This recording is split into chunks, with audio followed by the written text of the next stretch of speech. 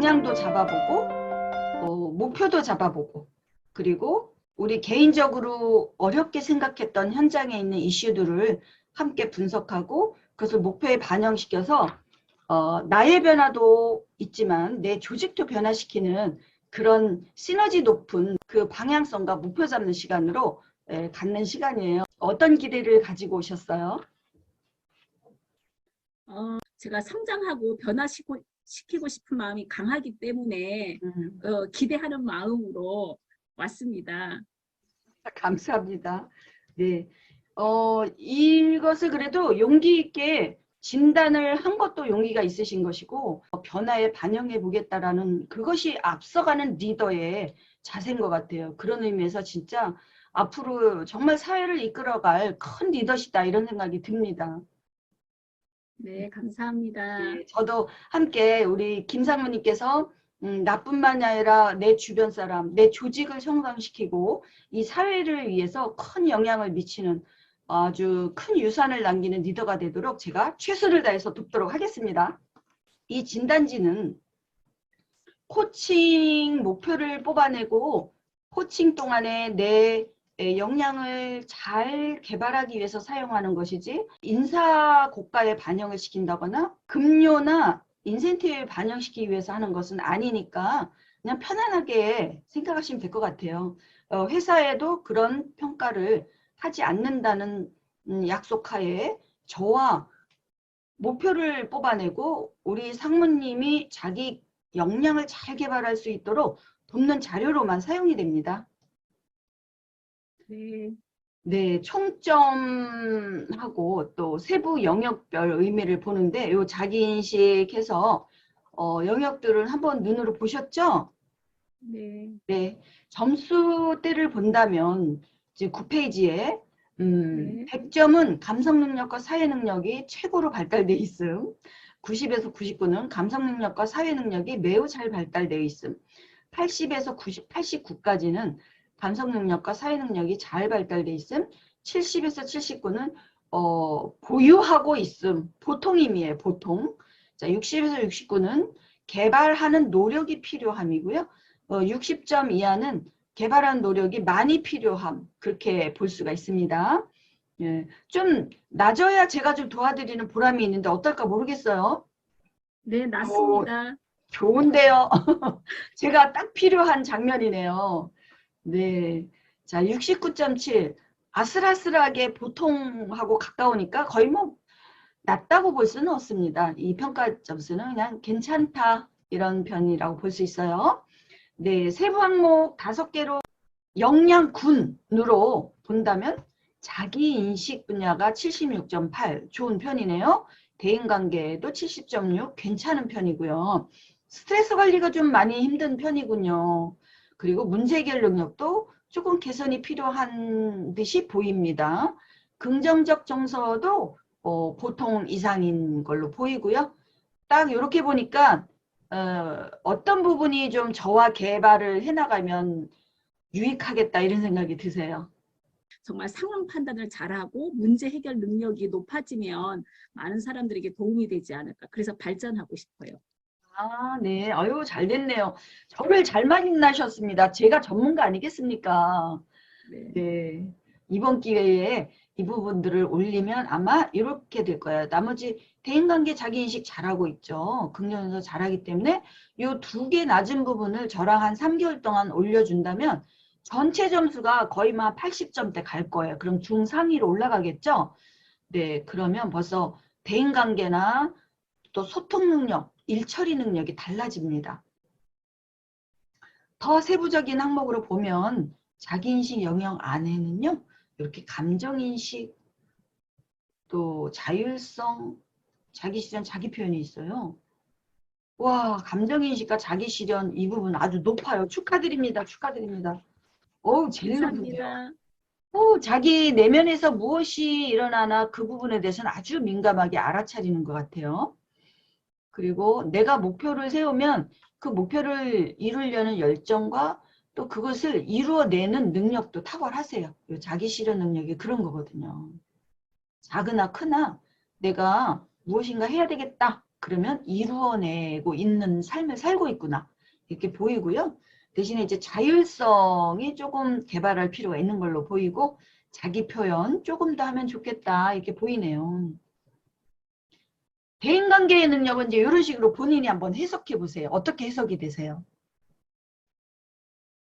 대인관계는 나름대로 보통이라고 생각하거든요. 그래서 음, 그 점수가 맞는 것 같다. 네, 그렇게 생각이 드네요. 네. 공감하고 대인관계 좋고 사회적 책임은 좀 개발할 필요가 있는 것처럼 보여요. 네, 네, 나중에 한번 살펴보고요. 스트레스 네. 관리 영역은 어떠세요? 스트레스 부분 같은 경우는 지금 57.1로 나왔지만 걱정할 부분은 아니다. 충분히 발전할 수 있다. 그게 자신감이 생겼어요. 우와, 대단하십니다. 네, 충분히 개발할 수 있는 능력과 자신감이 있네요. 네. 와, 좋습니다. 문제 해결 능력, 요거 아까도 말씀하신 바가 있는데 어때요? 어떻게 해석이 되세요?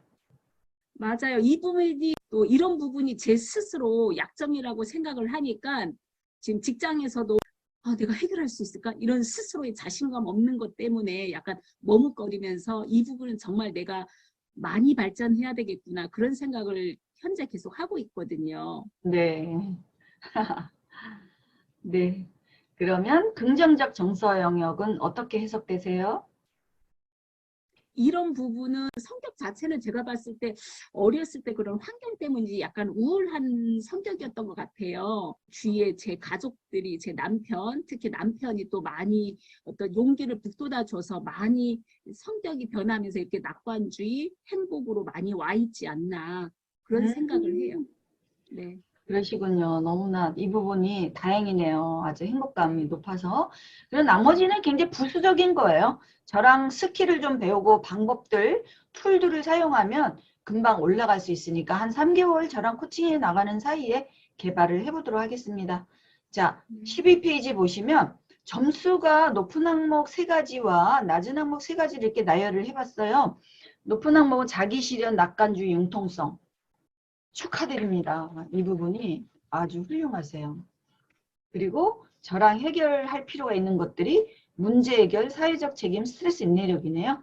네. 네. 이 부분에 대해서 밑에 또 개발할 수 있는 지침들이 있으니까 이거 아주 좋아요. 그것을 살펴보면서 저랑 요 3개, 제가 있는 가치는 요 3개를 개발을 함께 해드리려고 있는 것이니까 요거 보도록 하겠습니다. 문제 해결, 어디에 있을까요?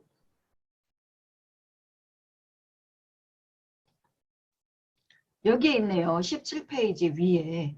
네, 여기 눈을 한번 살펴보시고 이 중에서 나는 요거하고 요거를 좀 실행해 보겠습니다 하고 말씀을 해주세요.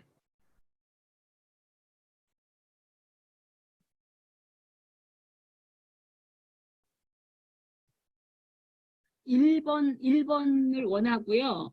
2번, 일단 1번과 2번을 해보고 싶어요. 네, 좋습니다. 자, 이것을 선택하셨어요. 이따가 코칭 목표 잡을 때 이런 것들을 이제 참고하면서 잡으면 좋을 것 같아요. 네, 본인이 체크해 놓으세요. 본인 진단지에. 네. 네. 자, 문제 해결은 이렇게 잡아봤고, 예, 사회적 책임에서는 어떤 걸 골라보시겠어요? 그 고른 걸 한번 읽어보세요. 네.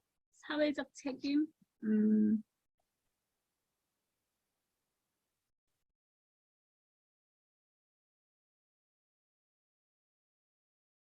2번과 4번.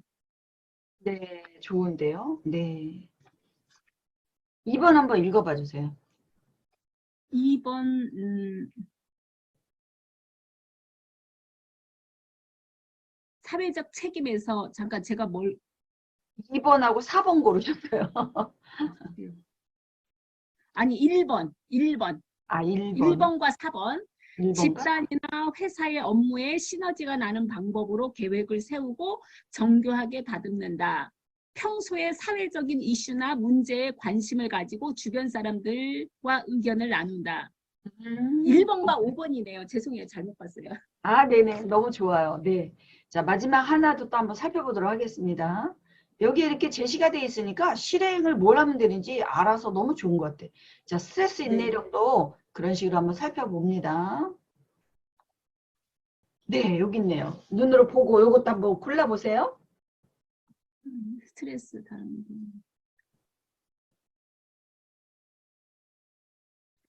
2번과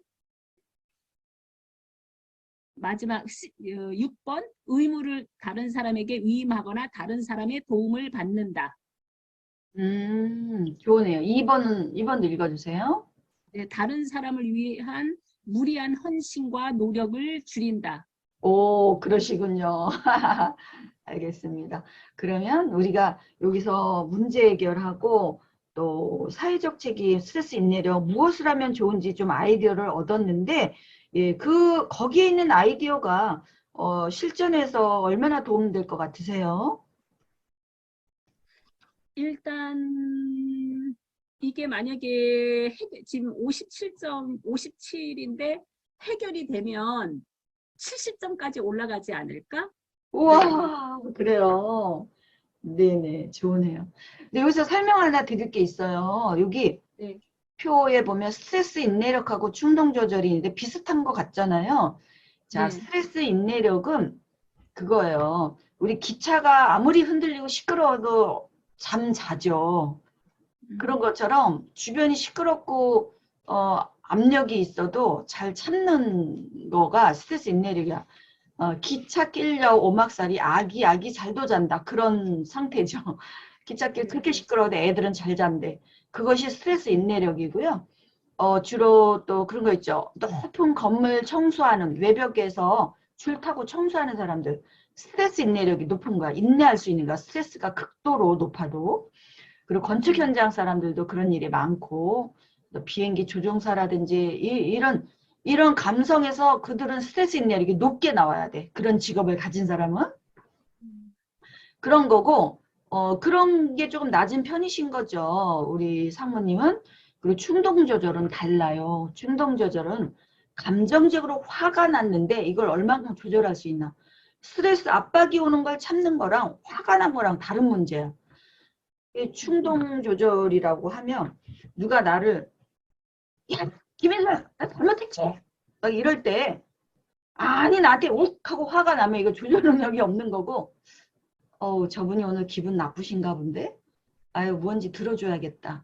아 네 무슨 일이신가요? 이렇게 마음에서 화를 내지 않고 스스로 내면에서 조절하면서 밖으로 그 감정 표출을 하지 않으면서 중립적으로 대화하는 능력. 예, 그것이 충동 조절이에요.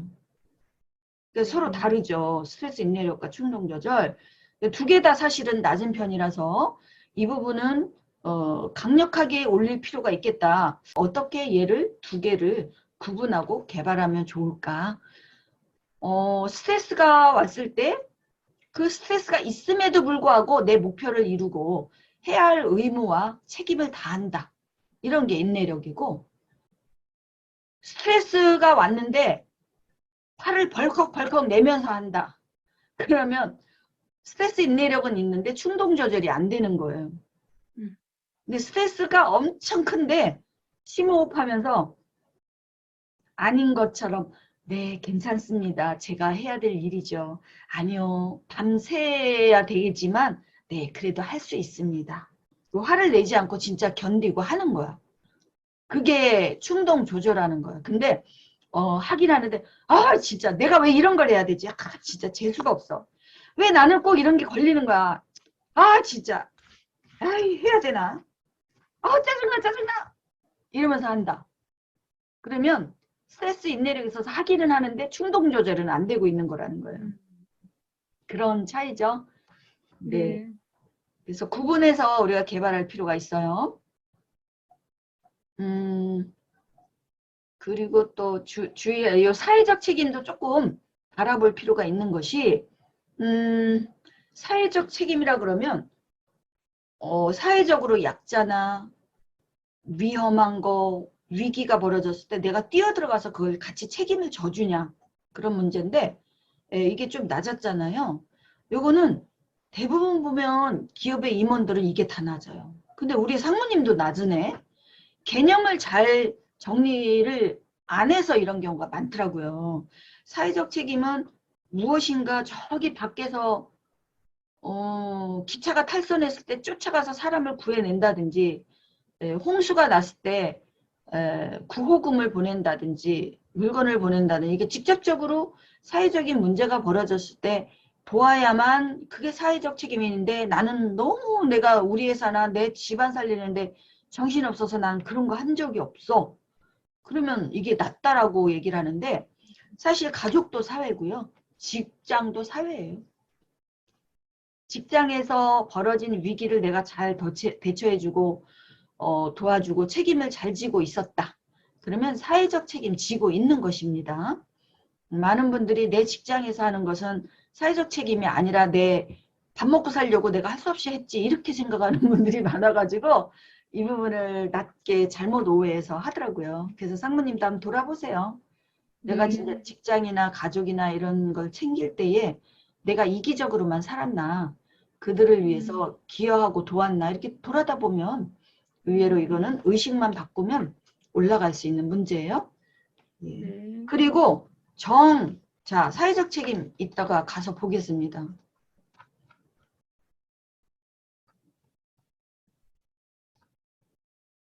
응?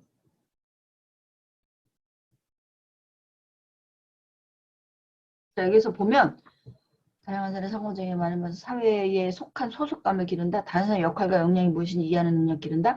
사회단체나 공동체 활동에 직접 참여한다. 평소에 사회적인 이슈나 문제에 관심을 가지고 주변 사람들과 의견을, 이런 것도 있는 거예요. 제가 이제 대기업의 임원들 사회적 책임 다 낮아요, 글쎄. 그래서 고민을 많이 해보니까 이런 문제들인가. 그래서 그분들이 사회적 책임감을 잘 발휘하도록 만드는 기법들이 그래요. 상무님, 이제는 회의하실 때 항상 아이스 브렉을 사회 이슈 가지고 하세요. 예, 신문, 그날 오면서 신문 읽으시고, 거기서 뭐 유가가 올랐다, 우크라이나 전쟁이 터졌다, 뭐 또 옆나라 홍수가 일어났다, 그러면 그걸 보시고 회의 전에 그런 이슈를 함께 나누는 것도 사회적 책임입니다. 예를 들어서 오늘 할 일 뭐야? 자네 뭐 이렇게 회의만 들어가는 게 아니고, 예, 직원들의 가정도 그렇고, 김 과장 요즘 아이가 아팠다 그러던데 어떻게 다 나았어요?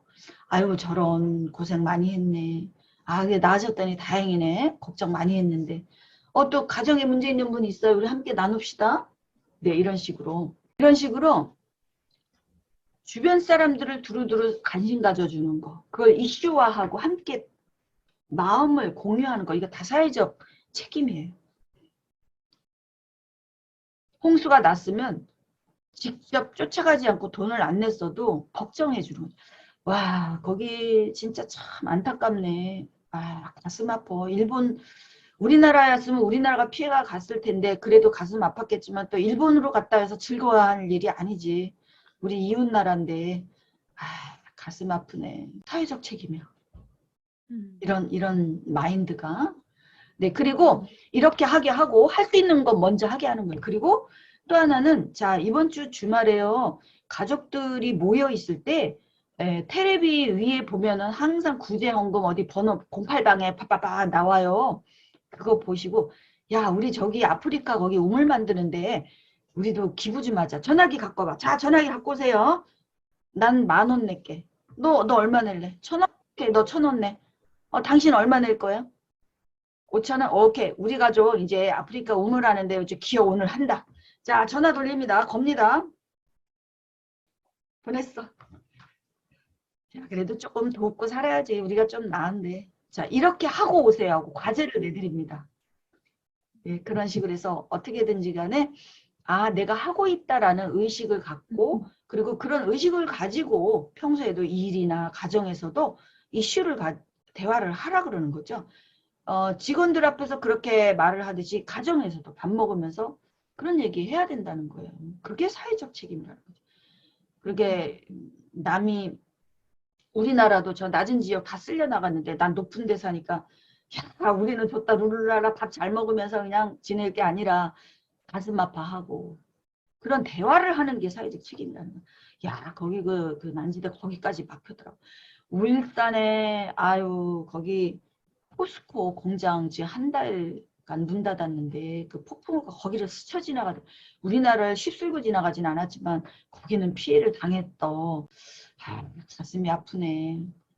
이런 식의 대화를 하는 것이 사회적 책임이라는 거예요. 이것을 회사에서만 하는 게 아니라 집에서도 하고 그런 의식, 리더의 의식을 말하는 것이죠. 네, 그렇게 해서 올리면 됩니다. 네. 자, 그 얘기를 들어보니까 우리 상무님은 뭘 하고 있었던 것 같아요, 평소에? 정말 그러니까 지금 얘기를 잘 해주신 게 정치 뉴스를 많이 안 봤어요. 그러다 보니까 직장에서 특히 이제 남자 그 막 정치 이야기를 해요. 그럼 저는 할 말이 없는 거예요. 그래서 그냥 계속 이렇게 듣고 어머 그렇구나 이랬는데 아 이제는 내가 이런 어떤 사회 이슈되는 부분들을 좀 신경 써서 좀 많이 듣고 뭐 이렇게 짤막하게라도 들으면서 어떤 대화거리를 만들어 가면 더 직장 안에서 소통이 이루어지면서 좀 나를 더 많이 이해해 주지 않을까 이런 생각도 드네요. 그죠? 공감대 형성이 더 잘 되고요. 공감대. 네. 리더로서 빛이 나죠. 아, 저 사람은 참 의식이 깨어 있구나. 네. 뭔 얘기를 하면 딱딱 닫으면 제외시켜버려요, 대화에서. 맞아요. 말이 안 통한다 이런 느낌을 가질 수 있으니까 음. 다양한 이슈에 늘 시사적인 네. 뉴스에 관심을 가지고 상식적으로 알아야 될 것들은 대화를 할 때 알아들었을 정도만 돼도 좋죠. 네. 네. 노력하겠습니다. 네, 그렇게 해주시죠. 네, 간단해요. 그 올리는 것이 그렇게 간단한데 우리는 이제 간과하고 좀 못했을 뿐이니까 충분히 할 수가 있습니다. 자, 이렇게 해서 감성지능에서 나오는 이슈들을 한번 분석해보고 정리해보니까 무엇이 새롭게 깨달아졌어요? 일단 이렇게 대화를 하고 나니까 내가 알면서도 그렇게 해야 된다고 알면서도 이제 그런 거를 우선순위에서 제해놨기 때문에 어떤 직장 안에서 특히 남자들이랑 대화할 때 그런 대화가 좀 막히지 않았나. 그러면 어쨌든 또 이제 다른 주제로 갖고 얘기를 하게 되는데 그래도 이왕이면 그 사람들이 좋아하는 거를 갖고 조금 얘기를 해줬으면 좀 더 좋은 어떤 여러 가지 시너지 효과가 있었을 텐데 그런 부분이 내가 너무 약했구나. 그러면서 이제부터 내가 조금 그런 시사적인 부분에 좀 관심을 좀 쓰면서 좀 직장 생활을 더 즐겁게 해야 되겠구나. 그런 생각을 해봤습니다. 와, 축하드립니다. 의식이 확장되셨네요. 네.